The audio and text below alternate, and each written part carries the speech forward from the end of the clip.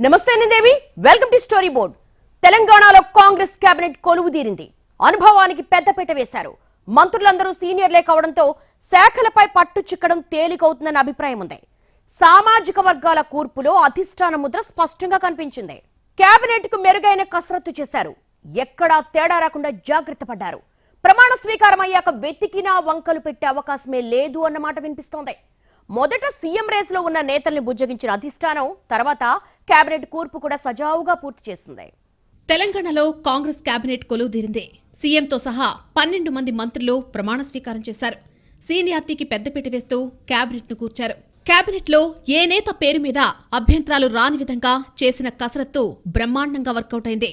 చాలా మంచి కేబినెట్ అనే పేరొస్తోంది. వీరికి కేబినెట్ లో ఖచ్చితంగా అవకాశం దక్కుతుందని అందరూ ఊహించిన పేర్లకే మొదట అవకాశమిచ్చారు. దీంతో ఎక్కడా వేరే మాటకు అవకాశం రాలేదు.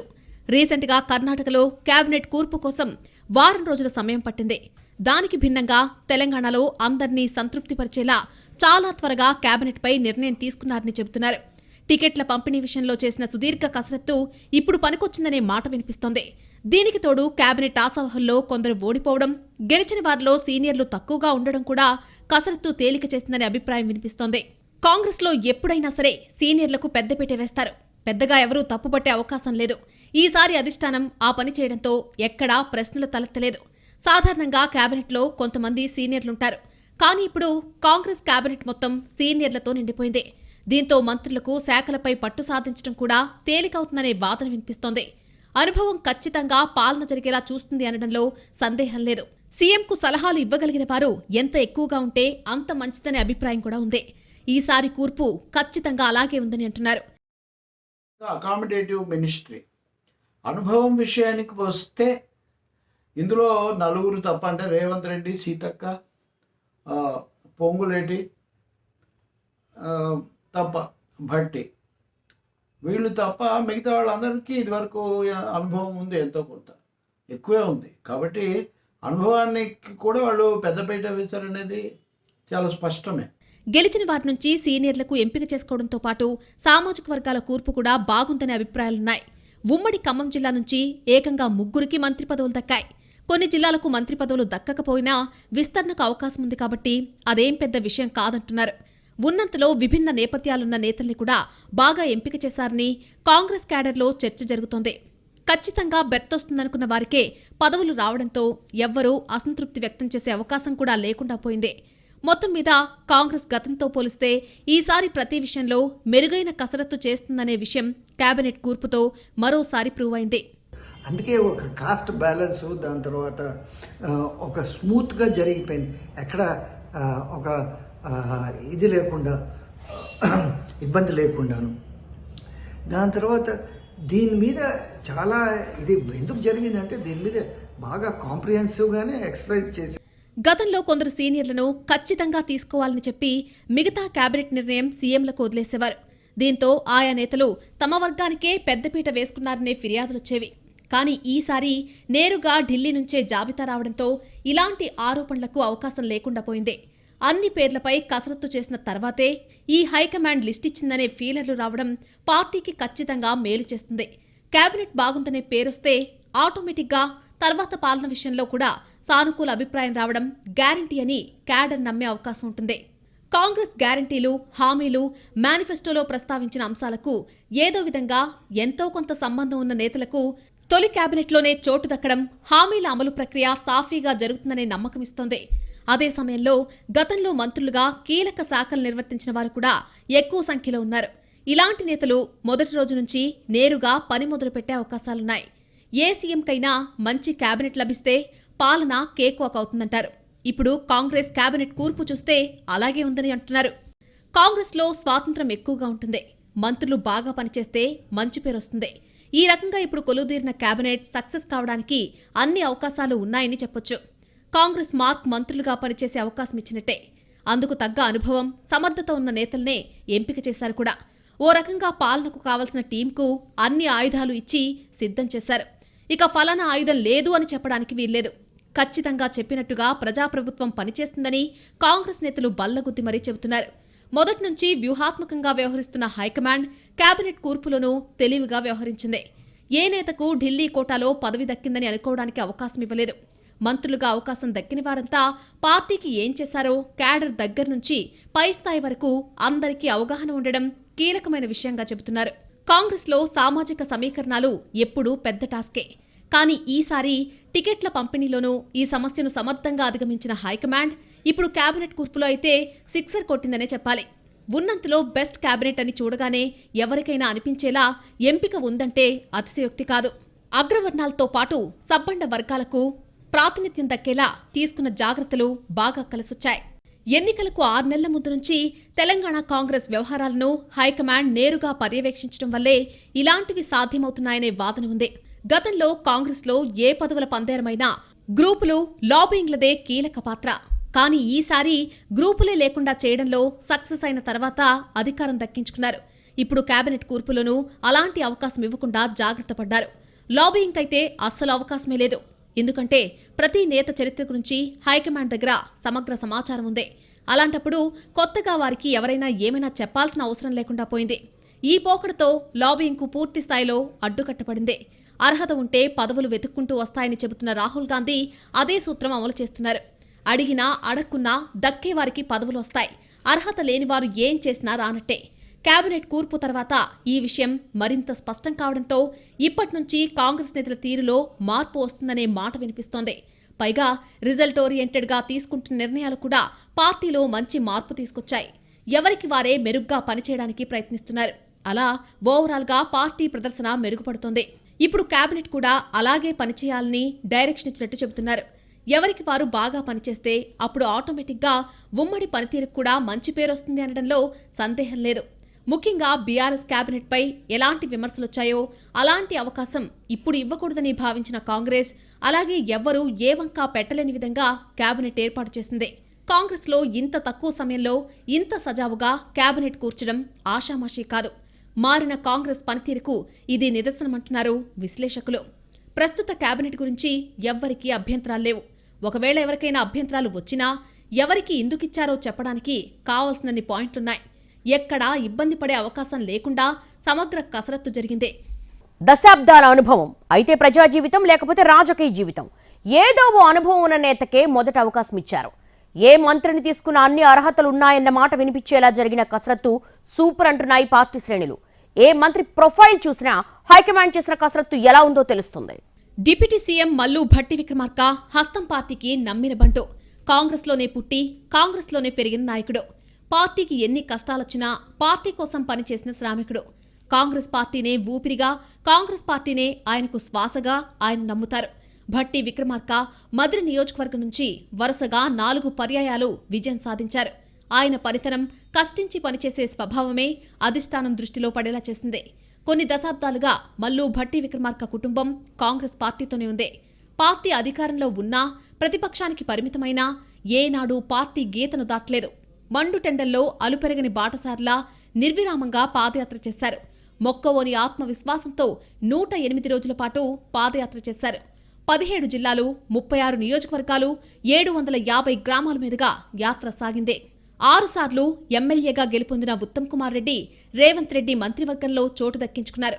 కాంగ్రెస్ పార్టీలో సుదీర్ఘకాలం సేవలందించిన ఆయన కిరణ్ కుమార్ రెడ్డి కేబినెట్లో తొలిసారి మంత్రిగా పనిచేశారు. తెలంగాణ ఏర్పడిన తర్వాత దాదాపు 6 ఏళ్ల పాటు పీసీసీ చీఫ్గా పనిచేశారు. 1999లో తొలిసారి నల్గొండ అసెంబ్లీ నియోజకవర్గం నుంచి పోటీ చేసి గెలుపొందారు కోమటిరెడ్డి. 2004, 2009 ఎన్నికల్లో గెలుపొంది హ్యాట్రిక్ విజయాలు అందుకున్నారు. వైఎస్ రాజశేఖర రెడ్డి, కొణిజేటి రోసయ్య మంత్రివర్గాల్లో ఐటీ, యువజన సర్వీసులు, క్రీడల శాఖలకు మంత్రిగా వ్యవహరించారు. కిరణ్ కుమార్ రెడ్డి మంత్రివర్గంలో మౌలిక వస్తువులు, పెట్టుబడుల శాఖ మంత్రిగా పనిచేశారు. 4 దశాబ్దాలుగా రాజకీయాల్లో ఉన్న తుమ్మల నాగేశ్వరరావు, రేవంత్ రెడ్డి కేబినెట్లో మంత్రిగా ప్రమాణ స్వీకారం చేశారు.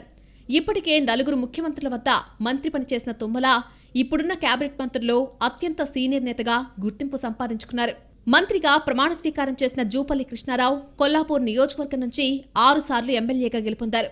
ఉమ్మడి ఆంధ్రప్రదేశ్ ప్రభుత్వంలో పలు శాఖలకు మంత్రిగా పనిచేశారు. జననాట్య మండలి ద్వారా గ్రామాల్లో తిరుగుతూ ప్రజలను చైతన్యం చేసి అదే స్ఫూర్తితో అడవి బాట పట్టారు సీతక్క. తన 15 ఏళ్ల వయసులోనే మావోయిస్టు పార్టీలో చేరారు. దశాబ్దానికి పైగా మావోయిస్టుగా అజ్ఞాతవాసం గడిపారు. దళ కమాండర్గా చురుగ్గా పాల్గొన్న ఆమెకు కాలక్రమంలో అక్కడి సిద్ధాంతాలు నచ్చలేదు. వారి రాద్ధాంతాలను ఎదిరించి తుపాకీ వదిలి జనజీవన స్రవంతిలో కలిశారు. 2022లో తెలంగాణ ప్రదేశ్ కాంగ్రెస్ ఎగ్జిక్యూటివ్ కమిటీ సభ్యురాలిగా నియమితురాలయ్యారు సీతక్క. అఖిల భారత మహిళా కాంగ్రెస్కు ప్రధాన కార్యదర్శిగా, ఆ తర్వాత ఛత్తీస్గఢ్ మహిళా కాంగ్రెస్కు స్టేట్ ఇన్ఛార్జిగా పనిచేశారు. హుస్నాబాద్ నుంచి ఎమ్మెల్యేగా ఎన్నికైన పొన్నం ప్రభాకర్ ఎన్ఎస్యుఐ ద్వారా విద్యార్థి రాజకీయాల్లోకొచ్చారు. 2002-2003 రాష్ట్ర యువజన కాంగ్రెస్ ప్రధాన కార్యదర్శిగా ఎన్నికయ్యారు. ఎన్ఎస్యుఐ స్టేట్ ప్రెసిడెంట్గా 1999-2002 వరకు పనిచేశారు. డీసీఎంఎస్ అధ్యక్షుడిగానూ సేవలందించారు. 2009లో కరీంనగర్ పార్లమెంట్ నుంచి పోటీ చేసి విజయం సాధించారు. అత్యంత పిన్న వయసులో ఎంపీగా ఎన్నికై రికార్డు సృష్టించారు పొన్నం ప్రభాకర్. రాష్ట్ర మార్క్ ఫెడ్ చైర్మన్గానూ సేవలు అందించారు. ఉమ్మడి ఆంధ్రప్రదేశ్ కాంగ్రెస్ ఎంపీల కన్వీనర్గా సమర్థవంతంగా పనిచేశారు. దుద్దిళ్ల శ్రీధర్బాబు కాంగ్రెస్ పార్టీతో 4 దశాబ్దాల అనుబంధం. తండ్రి ఎమ్మెల్యేగా 3 సార్లు గెలిస్తే శ్రీధర్బాబు ఏకంగా 5 సార్లు ఎమ్మెల్యేగా గెలుపొందారు. ఉమ్మడి ఆంధ్రప్రదేశ్లో తండ్రి స్పీకర్గా పనిచేస్తే శ్రీధర్బాబు మంత్రిగా బాధ్యతలు నిర్వర్తించారు. వరంగల్ తూర్పు నుంచి గెలుపొందిన కొండా సురేఖ మంత్రిగా ప్రమాణ స్వీకారం చేశారు. వైఎస్ కేబినెట్లో మంత్రిగా పనిచేసిన ఆమె మళ్లీ రేవంత్ రెడ్డి మంత్రివర్గంలో చోటు దక్కించుకున్నారు. జిల్లాలు సామాజిక సమీకరణాల లెక్కలు వేసుకున్న తర్వాత కొండా సురేఖకు ఛాన్స్ దక్కింది. ఎమ్మెల్యేగా గెలుపొందిన మొదటిసారే కేబినెట్లో చోటు దక్కించుకున్నారు పొంగులేటి శ్రీనివాసరెడ్డి. మంత్రిగా ప్రమాణ స్వీకారం చేసిన జూపల్లి కృష్ణారావు కొల్లాపూర్ నియోజకవర్గం నుంచి 6 సార్లు ఎమ్మెల్యేగా గెలుపొందారు. వైఎస్ రాజశేఖర రెడ్డి, కిరణ్ కుమార్ రెడ్డి కేబినెట్లో మంత్రిగా పనిచేశారు. ఉమ్మడి ఆంధ్రప్రదేశ్ ప్రభుత్వంలో పలు శాఖలకు మంత్రిగా పనిచేశారు. ఇటీవల జరిగిన అసెంబ్లీ ఎన్నికల్లో కొల్లాపూర్ నియోజకవర్గం నుంచి గెలుపొందారు. 1955 ఆగస్టు 10న జన్మించిన జూపల్లి కృష్ణారావు 1999లో ప్రత్యక్ష రాజకీయాల్లోకొచ్చారు. బ్యాంకు ఉద్యోగిగా జీవితాన్ని ప్రారంభించిన ఆయన నిర్మాణం రంగంలోకి ప్రవేశించారు. తొలిసారి కొల్లాపూర్ నియోజకవర్గం నుంచి కాంగ్రెస్ అభ్యర్థిగా పోటీ చేసి విజయం సాధించారు. అదే అసెంబ్లీ స్థానం నుంచి 2004-2009లో గెలుపుతో హ్యాట్రిక్ కొట్టారు. వైఎస్ రాజశేఖర రెడ్డి మంత్రివర్గంలో ఆహార, పౌర సరఫరాల మంత్రిగా పనిచేశారు. ఆ తర్వాత కిరణ్ కుమార్ రెడ్డి ప్రభుత్వంలో దేవాదాయ శాఖ మంత్రిగా పనిచేశారు. రాష్ట్ర రాజకీయాల్లో ప్రత్యేక స్థానాన్ని సంపాదించుకున్నారు. ఎమ్మెల్యే నుంచి డిప్యూటీ సీఎం స్థాయికి ఎదిగారు. ఆ నేత మరెవరూ కాదు, ఆందోళన ఎమ్మెల్యే దామోదర్ రాజనరసింహ. వైఎస్ మంత్రివర్గంలో ప్రాథమిక విద్యాశాఖ మంత్రిగా బాధ్యతలు చేపట్టారు. ఆ తర్వాత 2009 ఎన్నికల్లో గెలుపొంది రోసయ్య హయాంలోనూ కేబినెట్లో చేరారు. 2010లో కిరణ్ కుమార్ రెడ్డి మంత్రివర్గంలో పనిచేశారు. తెలంగాణ ఉద్యమ నేపథ్యంలో తెలంగాణ ప్రాంతానికి ఉప ముఖ్యమంత్రి పదవిని ఇవ్వాల్సి వచ్చింది. దాంతో 2011లో ఆయన డిప్యూటీ సీఎంగా నియమితులయ్యారు. ఇలా ఏ మంత్రి ప్రొఫైల్ చూసినా వారి అనుభవంతో పాటు సమర్థత ఏంటో స్పష్టంగా తెలుస్తోంది. ఇంతమంది నేతలు గతంలో మంత్రులుగా పనిచేసి ఉండడం రేర్ కాంబినేషన్ అని చెబుతున్నారు. రాజకీయ వర్గాలు, అధికారులు, ప్రజలు, క్యాడర్, విశ్లేషకులు ఇలా ఎవ్వర్ని కదిలించినా కేబినెట్ బాగుందనే మాటే వినిపిస్తోంది. ఎంత మంచి కసరత్తు చేసినా ప్రతిసారి ఇలాంటి కూర్పు రాదనే వాదన కూడా ఉంది. ఖచ్చితంగా ఇది సూపర్ కేబినెట్ అని, అదే సమయంలో దీన్ని డ్రీమ్ కేబినెట్ అన్నా తప్పులేదని అంటున్నారు. తెలంగాణలో సీఎంతో కలిపి 18 మంది మంత్రులకు అవకాశం ఉంది. ఇప్పటికి 12 మందితో కేబినెట్ ఏర్పడింది. ఇంకా 6గురికి అవకాశం ఉంది. ఆ 6గురు ఎవరు అనేది తేలాల్సిందే. అక్కడ కూడా అనుభవమే చూస్తారా, ఇంకేమైనా కొత్త సమీకరణాలు వస్తాయా అనేది తేలాలి. కాంగ్రెస్ కూర్చిన కేబినెట్ అదిరిపోయింది, ఇందులో సందేహమే లేదు. అయితే కేబినెట్ ఇంకా పూర్తి స్థాయిలో ఏర్పడలేదు. ఇంకా 6 ఖాళీలున్నాయి. ఇప్పటికైతే విమర్శలు రాకుండా అద్భుతమైన కసరత్తు చేశారు. మరి విస్తరణ సమయంలో ఎలాంటి ఫార్ములా పరిగణలోకి తీసుకుంటారు అనేది తేలాల్సిన అంశం. ఇప్పటికే ఆ 6గురు ఎవరు అనే చర్చ జరగడమే కాదు, వారెవరో కూడా ఊహించేస్తున్నారు. ఇప్పటి కేబినెట్ లాగే విస్తరణలోనూ కన్ఫ్యూజన్కు తావుండదనే అంచనా వేస్తున్నారు. మరి ఈసారి కూడా అనుభవమే చూస్తారా, లేకపోతే మిస్ అయిన జిల్లాల గురించి ఏమైనా ప్రత్యామ్నాయం ఆలోచిస్తారా అనేది చూడాలి. కేబినెట్ కూర్పులో సామాజిక సమతుల్యం పాటించింది కాంగ్రెస్ పార్టీ. మంత్రివర్గంలో 6గురు ఓసీలుంటే బీసీలు 2, ఎస్సీలు 2, గిరిజనులు 1 ఉన్నారు. కేబినెట్లో 3 రెడ్లకు చోటు లభించింది. మంత్రులుగా ఉత్తమ్ కుమార్ రెడ్డి, కోమటిరెడ్డి వెంకటరెడ్డి, పొంగులేటి శ్రీనివాసరెడ్డి ప్రమాణ స్వీకారం చేశారు. ఎస్సీల్లో మాల సామాజిక వర్గానికి చెందిన భట్టి విక్రమార్కకు డిప్యూటీ పదవి లభించింది. ఇక మాదిగ సామాజిక వర్గానికి చెందిన దామోదర రాజనరసింహకు మంత్రి పదవి లభించింది. ఎస్టీల్లో ఆదివాసీ వర్గం నుంచి సీనియర్ అయిన ధనసరి అనసూయ ఎలియాస్ సీతక్కకు కేబినెట్లో చోటు లభించింది. బీసీల్లో గౌడ సామాజిక వర్గానికి చెందిన పొన్నం ప్రభాకర్, పద్మశాలి వర్గానికి చెందిన కొండా సురేఖకు చోటు దక్కింది. బ్రాహ్మణ సామాజిక వర్గం నుంచి దుద్దిళ్ల శ్రీధర్ బాబు, కమ్మ సామాజిక వర్గం నుంచి తుమ్మల నాగేశ్వరరావు, వెలమ సామాజిక వర్గం నుంచి జూపల్లి కృష్ణారావు ప్రమాణ స్వీకారం చేశారు. కేబినెట్ కూర్పులో సామాజిక సమతుల్యం పాటించింది కాంగ్రెస్ పార్టీ. మంత్రివర్గంలో 6 ఓసీలుంటే బీసీలు 2, ఎస్సీలు 2, గిరిజనులు 1 ఉన్నారు. ప్రస్తుతం ఆదిలాబాద్, నిజామాబాద్తో పాటు గ్రేటర్ హైదరాబాద్, రంగారెడ్డి జిల్లాల నుంచి మంత్రులు లేరు. కొన్ని చోట్ల కాంగ్రెస్ ఎమ్మెల్యేలే గెలవలేదు. అలాంటి చోట ఏం చేస్తారు అనేది ఆసక్తికరమైన విషయం. ఓడిపోయిన సీనియర్లను ఎమ్మెల్సీలను చేసి అవకాశమిస్తారా, మరేదైనా ప్రత్యామ్నాయం వెతుకుతారా అనేది చూడాలి. కాంగ్రెస్ గతంలో మాదిరిగా లేదు అని ఇప్పటికే తేలిపోయింది. 10 ఏళ్ల పాటు ప్రతిపక్షంలో నలిగిన పార్టీ ఎలాంటి సవాల్నైనా సమర్థంగా అధిగమించే పరిస్థితికి వచ్చిందని చెబుతున్నారు.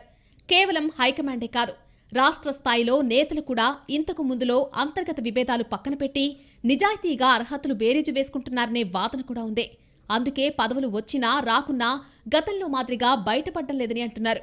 ఓ రకంగా ఇప్పుడు కాంగ్రెస్ పార్టీని చూస్తుంటే ప్రత్యర్థులకు ఆశ్చర్యంగానే ఉంది. అసలేంటి, ఎవ్వరూ ఏమీ మాట్లాడకుండా సైలెంట్గా పనిచేసుకుపోతున్నారని వారు ఆలోచిస్తున్నారు. కాంగ్రెస్కు అధికారం దక్కుతోందని తెలియగానే ఇక ప్రతిపక్షాలకు పెద్దగా పని ఉండదని వారిలో వారే తిట్టుకుంటారని సెటైర్లు వేశాయి. కానీ సీఎం ఎంపిక, కేబినెట్ కూర్పు చూశాక ఖచ్చితంగా అభిప్రాయం మార్చుకోవాల్సిన అవసరం కనిపిస్తోంది. అన్ని వర్గాలకు కేబినెట్లో చోటు కల్పించడం ద్వారా అందరి ఆకాంక్షలు నెరవేరుస్తామనే సందేశం ఇచ్చినట్టయిందే. ఒక్క కేబినెట్ కూర్పు ఎన్నో సందేహాలను క్లియర్ చేసిందే, మరెన్నో ప్రశ్నలకు జవాబిచ్చిందే. విస్తరణ కూడా ఇలాగే మెరుగ్గా ఉంటుందని క్యాడర్ అంచనా వేస్తోంది. ఒక్కసారి పార్టీ గాడిన పడ్డాక అంతా మంచే జరుగుతుందని నమ్ముతున్నారు. ఏ రాష్ట్ర ప్రభుత్వానికైనా కేబినెట్ కీలకం. పైగా తెలంగాణ లాంటి ఆశలు, ఆకాంక్షలు ఎక్కువగా ఉన్న రాష్ట్రంలో మంత్రులు ఇంకా కీలకం. కేవలం సీఎం మాత్రమే అన్ని విషయాలు చూడలేరు. ఎక్కడికక్కడ మంత్రులు చొరవ తీసుకోవాలి. అలా చొరవ తీసుకోవాలంటే వారికి కొన్ని అర్హతలుండాలి. అలాంటి అర్హతలున్న వారిని వెతికి పదవులు ఇవ్వడం భవిష్యత్తులో ఖచ్చితంగా సర్కారుకు మేలు చేస్తుందనే అంచనాలున్నాయి. కేబినెట్ చాలా సమతూకంగా ఉంది. ఎక్కడా ఎగుడు దిగుళ్ళు లేవు.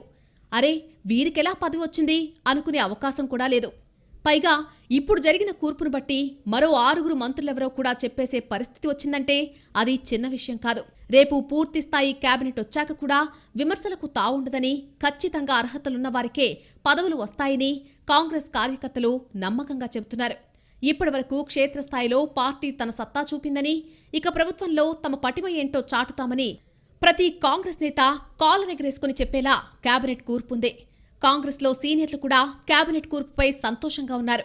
అడిగిన వారికి, అడగని వారికి చేసిన పని, అనుభవం ఆధారంగా పదవులు రావడం అసాధారణమని చెబుతున్నారు. గతంలో రాహుల్ ఏం చెప్పారో అదే జరిగిందని గుర్తు చేసుకుంటున్నారు. ఈ లెక్కన రేపొద్దున మిగతా కేబినెట్ పదవులే కాదు, ఏ పదవుల్లో అయినా సమగ్ర కసరత్తు జరుగుతుందనే సంకేతాలు వెళ్లిపోయాయి. మరోసారి పదవుల పందేరంపై అనుమానాలు వ్యక్తం చేసే అవకాశం కూడా ఎవ్వరికీ ఇవ్వదలుచుకోలేదు కాంగ్రెస్ పార్టీ. అందుకే ఊహించిన వారికి, సీనియర్లకి, పార్టీ కోసం కష్టపడ్డ వారికే కాదు, పార్టీని నమ్ముకున్న వారికి న్యాయం చేస్తామని పూర్తి నమ్మకాన్నిచ్చింది. తొలి రోజుల్లోనే ఇలాంటి కసరత్తు జరిగిందంటే ఇక రోజులు గడిచే కొద్దీ పార్టీ మరింతగా రాటుదేలడం ఖాయంగా కనిపిస్తోంది.